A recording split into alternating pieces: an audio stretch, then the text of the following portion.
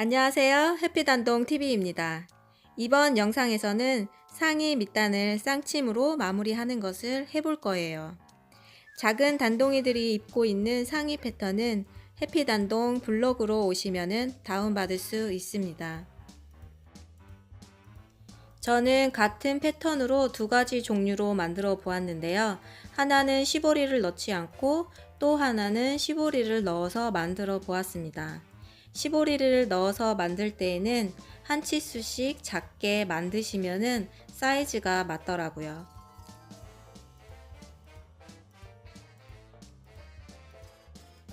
그럼 이제 시작해 볼까요? 트윈 바늘이라고 하는 쌍침 바늘입니다. 자, 이제 쌍침 바늘로 쌍침을 해볼까요? 쌍침 바늘이 없다고 걱정되시는 분들 계시죠? 재봉틀을 처음 구매하실 때 이 쌍침 바늘은 옵션으로 거의 오는 걸로 알고 있습니다. 잘 사용하지 않아서 없다고 생각할 수 있으니 한번 찾아보세요. 쌍침 바늘을 사용하려면 우선 기존의 바늘을 제거해 줘야 되겠죠? 나사를 풀고 바늘을 빼줍니다. 그 다음 쌍침 바늘에 보면 평평한 쪽을 뒤쪽으로 놓으시고 바늘을 장착시켜 주세요. 쌍침 바늘은 바늘이 두 개이기 때문에 실이 한 개가 더 필요하겠죠?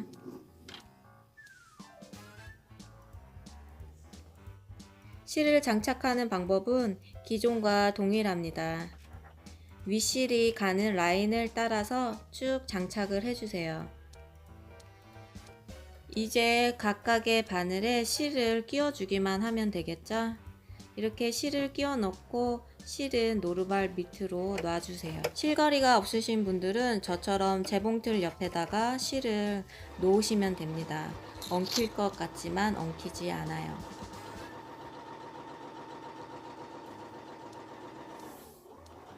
자, 이렇게 쌍침을 테스트를 해 보았습니다. 뒷면은 이렇게 나오네요.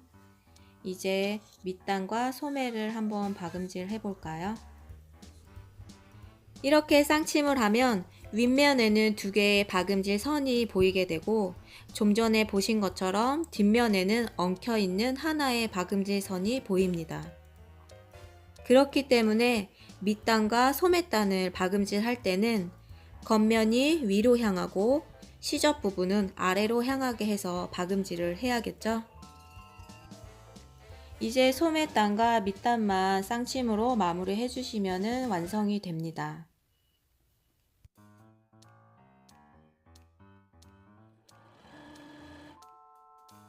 우리가 기성품을 구매해서 밑단과 소매단을 보면 쌍침이 되어 있잖아요. 하지만 우리가 했던 쌍침하고는 조금은 틀립니다.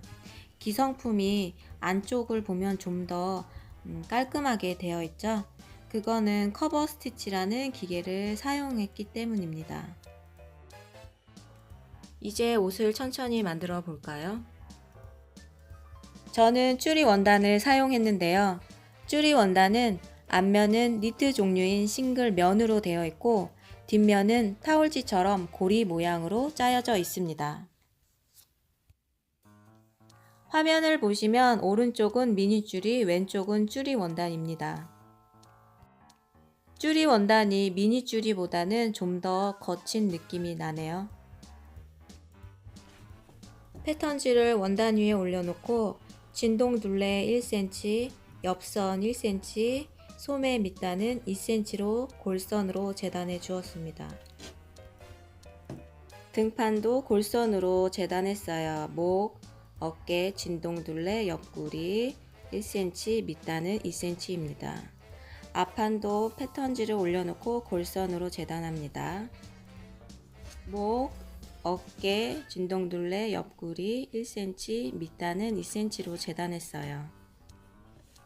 안단도 각각 앞판, 뒷판 모두 골선으로 재단하고 시접은 1cm입니다.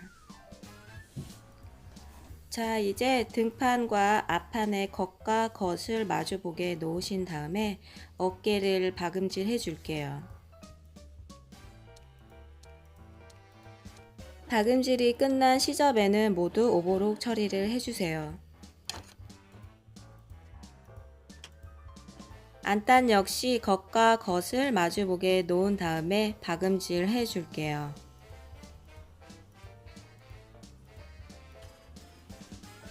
저는 박음질 할 때 10이라고 적혀 있는 침판 라인에 원단 끝을 맞춰 놓고 박음질 해줍니다. 이렇게 박음질을 해주면 1cm 폭으로 박음질이 되거든요. 안단 어깨를 모두 박음질 해 주었으면 이제 테두리에다가 오버록 처리를 해 줄게요.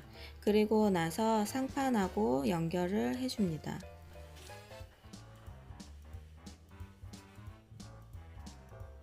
몸판의 앞과 뒤, 안단의 앞과 뒤를 맞춰준 다음에 핀으로 고정을 시켜 줄게요.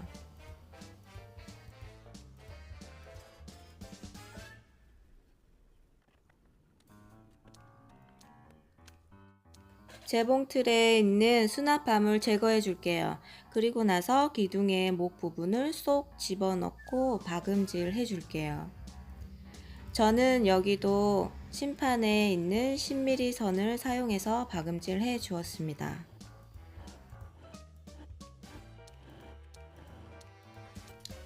자, 이제 몸판에 안단을 달아 주었습니다. 안단을 달아주고 나서는 빠지지 말아야 될 게 있죠. 바로 가위밥을 주는 겁니다. 곡선 부분에는 가위밥을 주는 것을 잊지 마세요.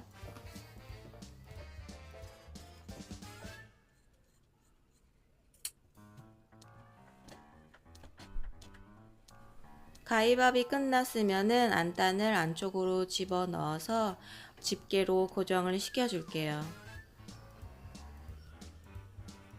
이제 목 둘레에 상침을 해 줄 건데요.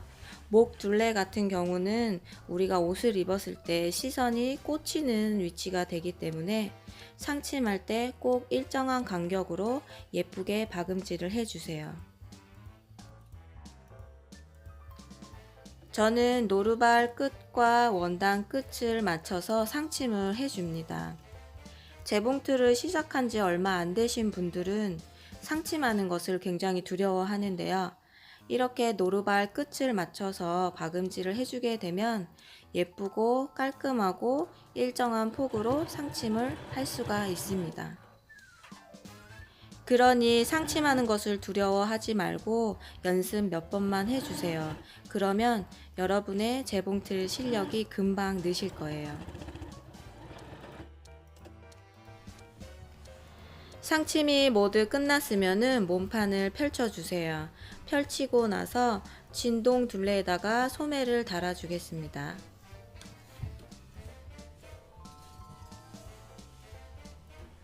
지금 손으로 가리키는 곳이 진동 둘레예요. 이곳에다가 소매를 맞춰서 핀으로 고정을 해주겠습니다. 양쪽 모두 같은 방법으로 고정을 시킨 다음에 박음질을 해줄게요. 박음질이 다 끝난 다음에는 오버록 하는 것을 잊지 마세요. 재봉틀로 박음질 할 건데요. 이때 제가 손으로 가리키고 있는 여기 소매 끝 시접이 몸판보다 1cm 밖으로 나와 있어야 됩니다.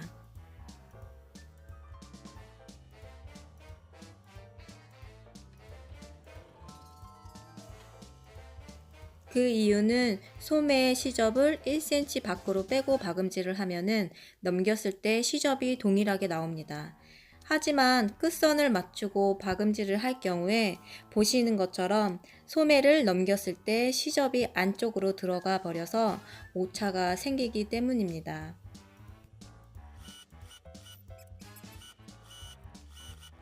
이제 앞면과 뒷면 겉과 겉이 마주보게 놓습니다. 그런 다음에 소매의 옆선과 몸판의 옆선을 맞춰주세요. 겨드랑이도 맞춰준 다음에 핀으로 고정을 할게요. 반대쪽도 같은 방법으로 핀으로 고정한 다음에 박음질을 할게요. 박음질이 다 끝나면은 오버록을 해주신 다음에 소매와 밑단에도 오버록을 해줍니다.